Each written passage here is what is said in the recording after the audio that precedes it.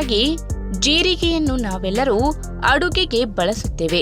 ಇದನ್ನು ಹಸಿಯಾಗಿ ಬಳಸುವುದಕ್ಕಿಂತ ಹುರಿದು ಸೇವಿಸಿದರೆ ಆರೋಗ್ಯಕ್ಕೆ ಸಿಕ್ಕಾಪಟ್ಟೆ ಲಾಭಗಳಿವೆಯಂತೆ. ಹುರಿದ ಜೀರಿಗೆಯನ್ನು ಕೊಲೆಸ್ಟ್ರಾಲ್, ಹೊಟ್ಟೆ ಸಮಸ್ಯೆಗಳು, ಚರ್ಮ ರೋಗಗಳು ಇತ್ಯಾದಿಗಳನ್ನು ನಿಯಂತ್ರಿಸಲು ಬಳಸಲಾಗುತ್ತದೆ. ಹುರಿದ ಜೀರಿಗೆಯಲ್ಲಿರುವ ಪೋಷಕಾಂಶಗಳು ಆರೋಗ್ಯಕ್ಕೆ ಬಹಳ ಒಳ್ಳೆಯದು.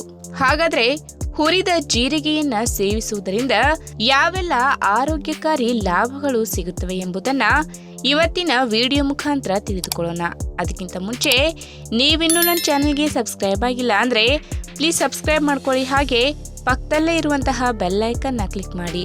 ಹುರಿದ ಜೀರಿಗೆಯಲ್ಲಿ ಸತು, ತಾಮ್ರ, ಕಬ್ಬಿಣ, carbs, vitamin C, vitamin K, vitamin B ಮತ್ತು ವಿಟಮಿನ್ ಇ ನಂತಹ ಪೋಷಕಾಂಶಗಳು ಕಂಡುಬರುತ್ತವೆ.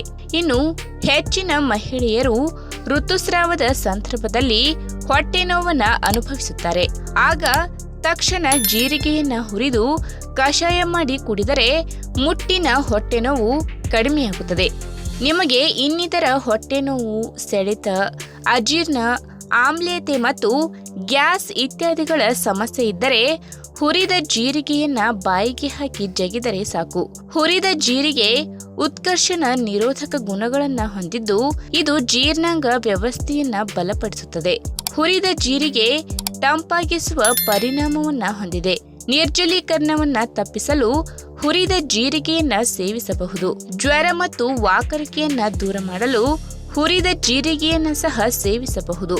ಇನ್ನು ಮೊಡವೆಗಳು, ಮೊಡವೆ ಕಲೆಗಳು ಮುಂತಾದ ಸಮಸ್ಯೆಗಳಿದ್ದರೆ ನೀವು ಹುರಿದ ಜೀರಿಗೆಯನ್ನ ಬಳಸಬೇಕು. ಹುರಿದ ಜೀರಿಗೆಯನ್ನ ಪುಡಿ ಮಾಡುವ ಮೂಲಕ ಪೇಸ್ಟ್ ತಯಾರಿಸಿ ಇದನ್ನು ಮುಖಕ್ಕೆ ಹಚ್ಚುವುದರಿಂದ ಚರ್ಮ ರೋಗಗಳು ಗುಣವಾಗುತ್ತವೆ. ಹುರಿದ ಜೀರಿಗೆಯಲ್ಲಿ ವಿಟಮಿನ್ ಇರುವುದರಿಂದ ಚರ್ಮವನ್ನ ಬಿಗಿಗೊಳಿಸಲು ನೀವು ಹುರಿದ ಜೀರಿಗೆ ಪುಡಿಯನ್ನ ಸಹ ಬಳಸಬಹುದು. ಅಷ್ಟೇ ಅಲ್ಲದೆ ರಕ್ತಹೀನತೆಯನ್ನ ತೊಡೆದುಹಾಕಲು ಹುರಿದ ಜೀರಿಗೆ ಸೇವನೆಯು ಪ್ರಯೋಜನಕಾರಿ ಎಂದು ಪರಿಗಣಿಸಲಾಗಿದೆ.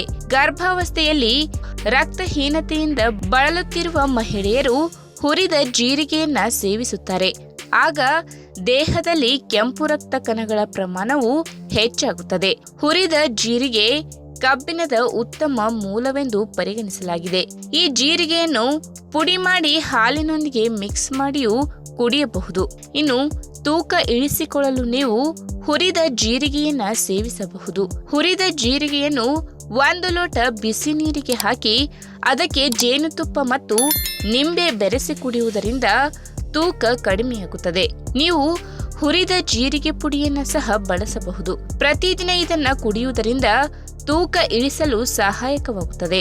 ಇನ್ನು ಬಹಳಷ್ಟು ಜನರಿಗೆ ಕೂದಲು ಉದುರುವ ಸಮಸ್ಯೆ ಕಾಡುತ್ತದೆ. ಅವರು ಹುರಿದ ಜೀರಿಗೆ ತಿಂದರೆ ಕೂದಲು ಉದುರುವ ಸಮಸ್ಯೆ ದೂರವಾಗುತ್ತದೆ.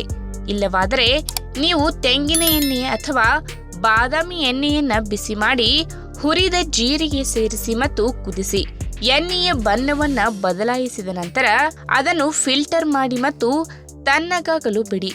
ಹುರಿದ ಜೀರಿಗೆ ಎಣ್ಣೆಯನ್ನ ತಲೆಗೆ ಹಚ್ಚುವುದರಿಂದ ಕೂದಲು ದಟ್ಟವಾಗಿ ಬಲವಾಗಿ ಬೆಳೆಯುತ್ತದೆ. ತಲೆಹೊಟ್ಟು ಸಮಸ್ಯೆಯನ್ನ ನಿವಾರಿಸಲು ಸಹ ಹುರಿದ ಜೀರಿಗೆಯನ್ನ ಬಳಸಬಹುದು.